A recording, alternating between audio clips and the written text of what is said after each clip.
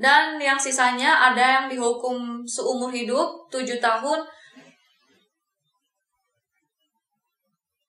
Dalam waktu 77 menit, James Huberty membunuh 21 orang dan menyebabkan 19 orang lainnya terluka parah. Halo semuanya, balik lagi ke YouTube channel aku, Altoner Olivia Mantul. Welcome teman-teman, aku upload video tentang beauty, misteri, info menarik, dan juga bahasa Inggris. So, buat kalian yang tertarik, make sure untuk subscribe YouTube channel aku dan juga nyalain tombol notifnya supaya kalian gak ketinggalan video dari aku. Jangan lupa follow IG aku juga di @octoner_olivia karena aku juga aktif di sana dan sering kasih giveaway buat kalian. Di video kali ini, aku akan cerita tentang misteri kematian, pembantaian, ataupun pembunuhan yang terjadi di restoran cepat saji di dunia. Aku persempit tempatnya, jadi tempatnya itu di restoran McDonald di dunia.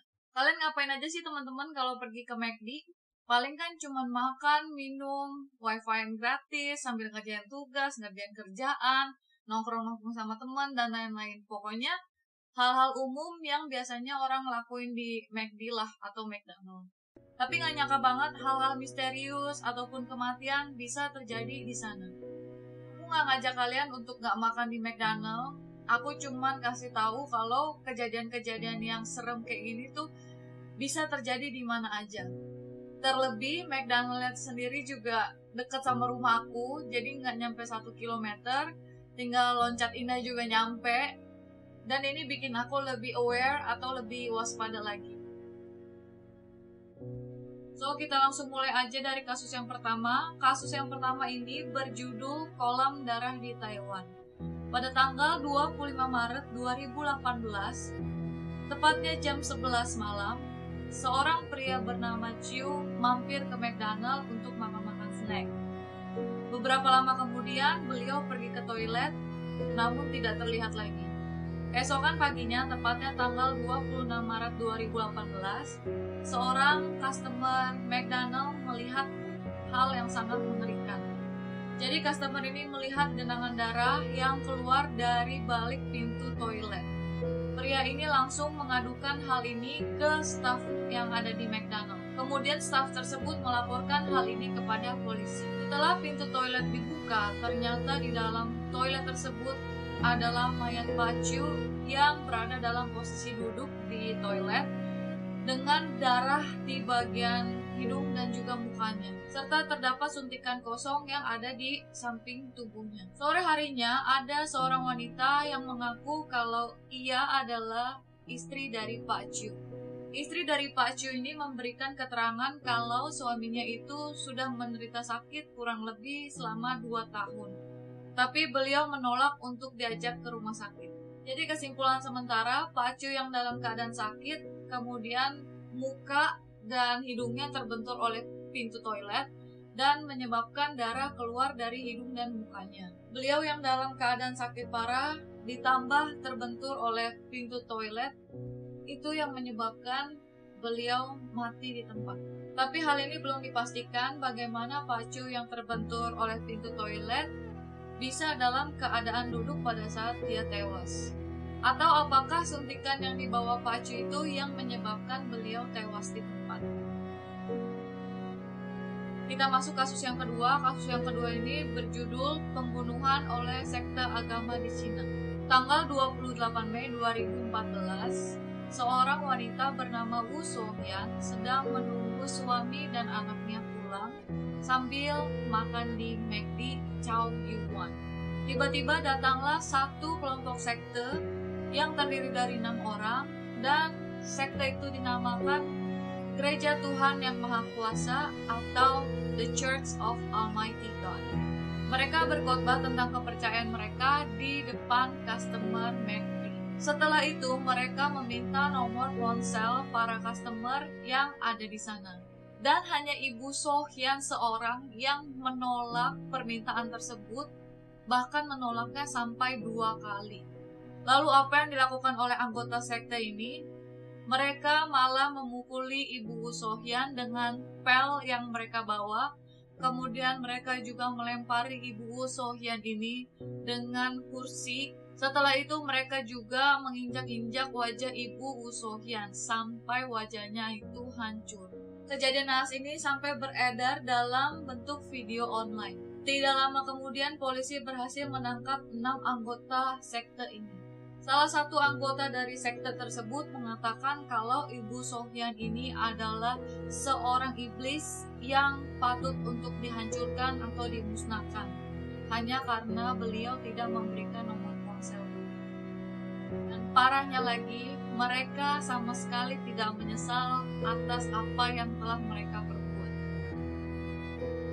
Keluarga sekte ini yang terdiri dari Chang Li-dong, yaitu ayahnya, dan juga putrinya yang bernama Chang Fan, dihukum mati dan dieksekusi pada tanggal 2 Februari 2015.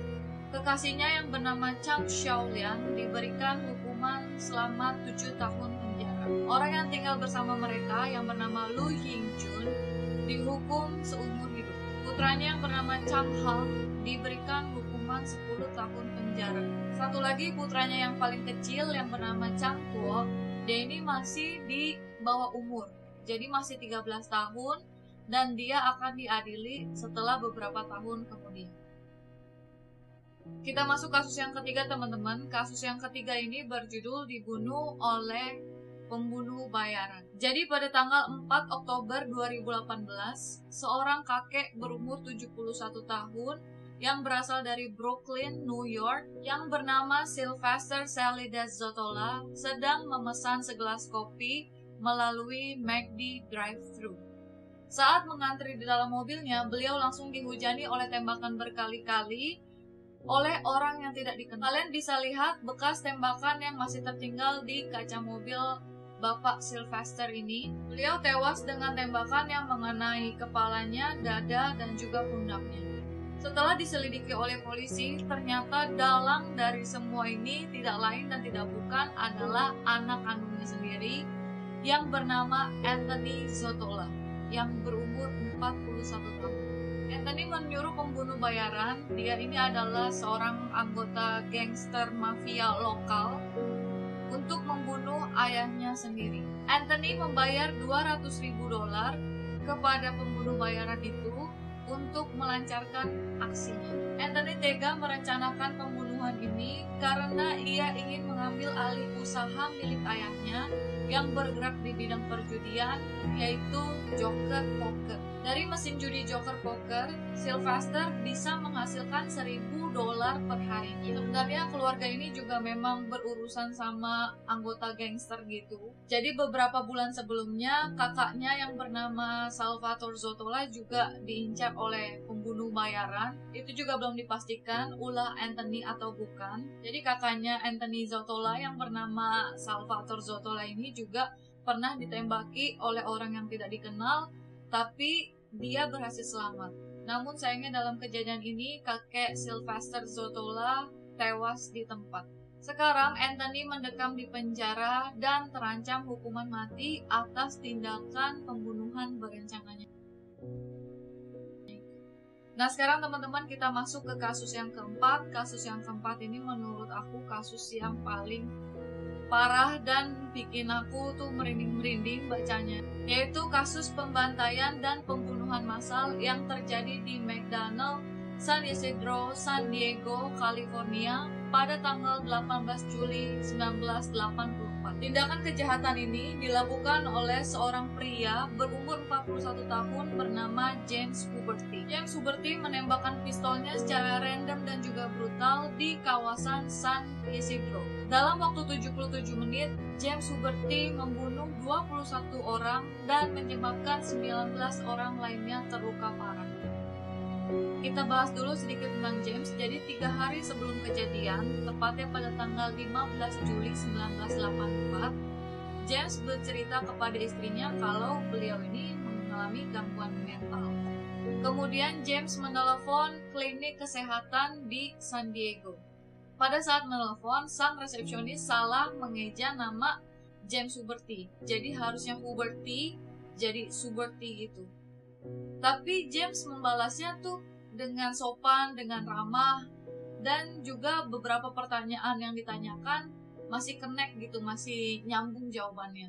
Dan James juga mengaku kalau beliau tidak ada history dirawat di rumah sakit akibat mental illness. Jadi pihak rumah sakit mencatat hal tersebut sebagai kejadian non-kritis yang akan dihandle dalam waktu 48 jam kemudian. Lalu pada tanggal 18 Juli 1984, tepatnya pagi hari atau beberapa jam sebelum kejadian, James sempat mengajak istri dan anak-anaknya untuk pergi ke kebun binatang di San Diego. Dan istrinya bertanya kepada James, kayak suami istri kan nanya, kamu mau pergi kemana? Kayak gitu.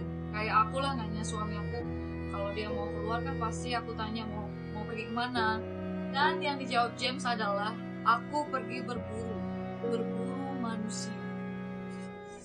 Kita lanjut ke ceritanya. Jadi James mengendarai sedannya pergi keluar dan ke beberapa tempat sampai akhirnya beliau parkir di McDonald's San Isidro. James langsung mengeluarkan pistol semi otomatis berkaliber 9 mm Browning HP dan ratusan amunisi. James langsung menembaki orang-orang yang ada di sekitar sana, termasuk staf McDonald, customer, supir truk, pejalan kaki, dan bahkan penyelamat yang ada di sana. Seketika polisi datang dan polisi ini juga sudah diberikan mandat atau sudah diizinkan untuk menembak mati si James Huberty ini. Karena menurut aku juga James Huberty udah berbahaya banget. Jadi kalau dibiarin bisa mungkin ratusan orang yang meninggal di sana. Akhirnya polisi pun berhasil menembakkan pistol ke arah James dan James mati di tempat. Peristiwa naas ini sampai dijadikan film tahun 1988 yang berjudul Bloody Wednesday. Film ini bercerita tentang pembantaian dan pembunuhan yang dilakukan oleh James Huberty dan juga hasil wawancara dari beberapa orang yang berhasil selamat dari kejadian naas tersebut. McDonald's San Isidro yang tadinya sebagai tempat pembantaian dan pembunuhan tersebut sekarang udah nggak ada lagi. Yang ada hanyalah monumen untuk mengenang para korban yang ada di sana. So teman-teman, itu dia cerita hari ini. Semoga kita lebih waspada dan semoga juga kejadian kayak gini tuh nggak terjadi lagi di restoran manapun ataupun di tempat manapun. Makasih banyak yang udah nonton. Sampai jumpa di video selanjutnya.